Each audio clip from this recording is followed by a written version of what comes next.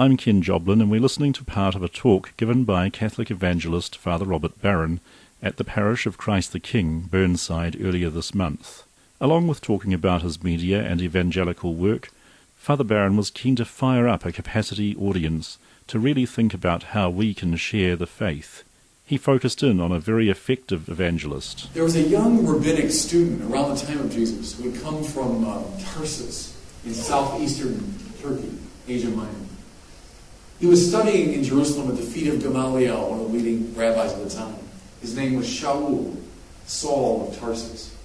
What bothered him especially as he was coming of age was this new Christian movement. You're telling me this crucified carpenter from Nazareth is the Mashiach? Are you joking?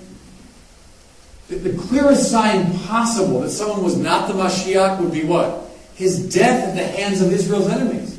He was meant to conquer Israel's enemies, not be put to death by them. That's why Shaul goes after the early Christian movement with such enthusiasm. Until this day, that changed not only him, it changed the whole world. Because the risen Jesus met him. See, friends, here's the thing about the resurrection. I'll say a word about that. Because Christianity is simply inexplicable, historically, without the resurrection. Here's what I mean. That Christianity emerged as a messianic movement is impossible to explain, it seems to me, apart from the resurrection. As I was saying, if someone was put to death by the Romans, that would be the clearest sign possible he was not the Mashiach. That's why, on the road to Emmaus story in Luke 24, well, we thought he was the Messiah, but clearly he's not, because he was crucified by the Romans. Therefore, we have an anomaly to deal with, just from an historical standpoint. How in the world did Christianity emerge as a messianic movement? See, Paul will give the clue, and the other apostles do, is that they encountered Jesus. That Jesus, crucified by the Romans, that Jesus, they encountered him alive. And it convinced them what? He was, in fact, the victorious warrior, but in a way they never imagined. He had, in fact, dealt with the enemies of Israel, but in the most unexpected way, by swallowing up their anger and their violence in the divine mercy. The risen Christ is indeed the conquering Davidic warrior, victor over sin and death. That's why in John's Gospel, that delicious irony, and he loves to play with ironies. Who's the first evangelist? Pontius Pilate, who puts over the cross a sign, right? And he puts it in 3 languages. Because if you're king of the Jews, that's the charge, right? Jesus Nazarenus Rex Judaeorum.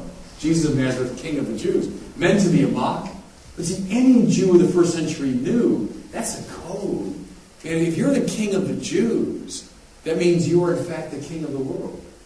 And so Pilate, despite himself, becomes the first evangelist, announcing to all the nations, you have a new king.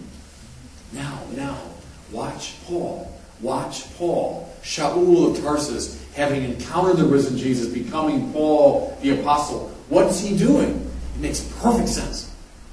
He's going everywhere he can to announce there's a new Lord. And so, reading now the Pauline letters, look in the Acts of the Apostles. What does Paul say over and over again? He says, Jesus Kyrios. Jesus Kyrios. Jesus is the Lord. Now, it's got a double sense, doesn't it? It's got a sense for Jews and a sense for Romans. For a Jew, Kyrios translates Adonai in Hebrew. It means Lord. When you couldn't say the sacred name Yahweh, you'd say Adonai, the Lord. Here's Paul now saying, Yeshua Adonai.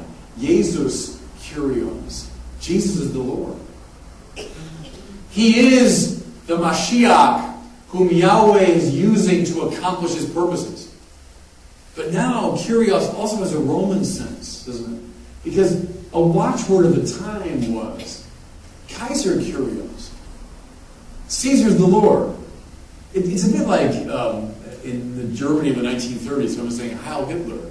Right? It was your way of saying, here's where I stand, I'm with Hitler. Is in the ancient world, you'd say Kaiser Kyrios.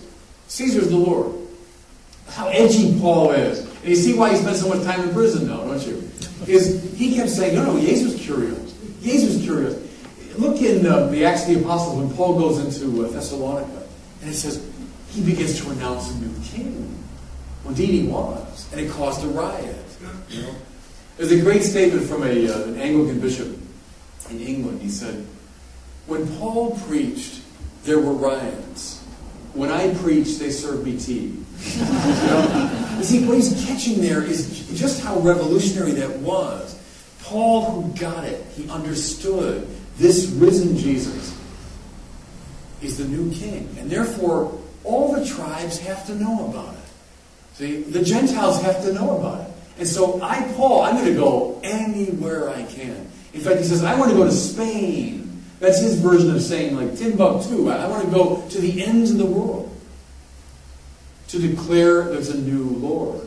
There's someone to whom your final allegiance is due. Now, friends, can I suggest to you, that's evangelization. See, euangelion, that's where the word comes from. It just means glad tidings, right, in Greek. That word was used when a Roman emperor or Roman governor won a victory. What he would do is he would send evangelists out who would announce the euangelion. Good news, good news. Caesar won a victory. Caesar's the Lord. Everybody, good news. You see now how edgy these first Christians were. Look at the first line of Mark's Gospel. He said, I've got euangelion for you. It's about Jesus Christos, who is the huios tou theou, who's the Son of God. That sounds kind of spiritual enough to us, but those are all fighting words. I've got the euangelion. It doesn't have a thing to do with Caesar. It doesn't have a thing to do with these worldly emperors and all their violence. It has to do with Jesus, whom Caesar killed, but whom God raised up. And that's the real imperial victory of the new Kyrios. And then, just to rub it in, he called him huios tou theou, the Son of God. Well, see, that was an imperial title. Because Julius Caesar, after his death, was declared to be a god. I mean, I'm from Chicago. We know about Julius Caesar types. I mean, he was just a tough street politician. But they made him a god after he died. And then his adopted son, Augustus, becomes the huios tou theou, the Son of God. Right? That was Caesar's title. Says Mark. They're the Son of God. I've got the true Son of God. It's this Jesus whom Caesar killed, but God raised up. Now, and mind you, Mark writes that gospel around the year 70. His friends, Peter and Paul, very likely the author, Mark, knew Peter and Paul. They both died around 65 in the persecution of Nero. So he's 5 years after the death of his friends. He's in the belly of the beast. And he says these remarkable revolutionary things. That's evangelization. It's to say to a culture of death, you want to put it that way? To use John Paul II's language. I mean, any culture, ours or any culture, that is predicated upon sin and violence and division, hatred, separation, to say to that culture, you're not in charge. I know you got the worldly power. I know you got the weapons. I know you probably have the atomic bombs. You have the media support, all that stuff. I know you got that. But you're not in charge. You are not the dominant power. Yeshua of Nazareth is the dominant power. Dominus, right? What's that but the Latin version of Kyrios? Lord. He's the one who is the true Lord of the nation. Sounds Catholic, the Advent season, on Plains FM 96.9. I love this. Paul says, I preach one thing, right? Christ and Him crucified. I hold up the cross of Jesus. You see what that meant in the ancient world? If you were holding up a cross in the ancient world, they think you'd lost your mind. The cross was the most frightening thing you could imagine. It's what the Romans did to terrify the world into submission, right? And I mean this, the pun intended. If you cross us, that's what we'll do to you. It was the most terrible way to die. Public humiliation. It was the way that Rome terrified its enemies. Well, I mean, the cross, in various forms, is used by all tyrannical powers up and down the centuries. And see what the Christians are doing, how revolutionary it was. They hold it up. I preach one thing, Christ and Him crucified. I hold up the cross of Jesus. You see what He was doing? It was a kind of taunt. It was a taunt. Do you think we're scared of that? We're not scared of that. I know it's the worst weapon you've got, but I'm not scared of it because God has conquered that. God's more powerful, what does Paul say, than anything that is in the world.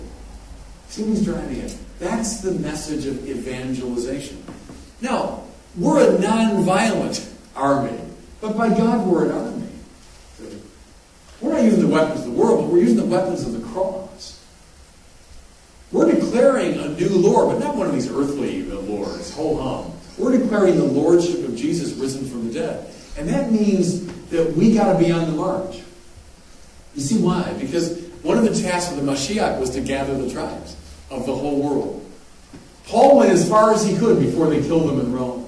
But then all of his descendants kept going all over the world with this great message.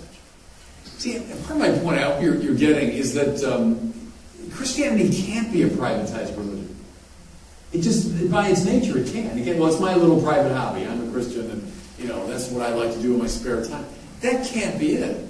Christianity is by its very nature an evangelical religion.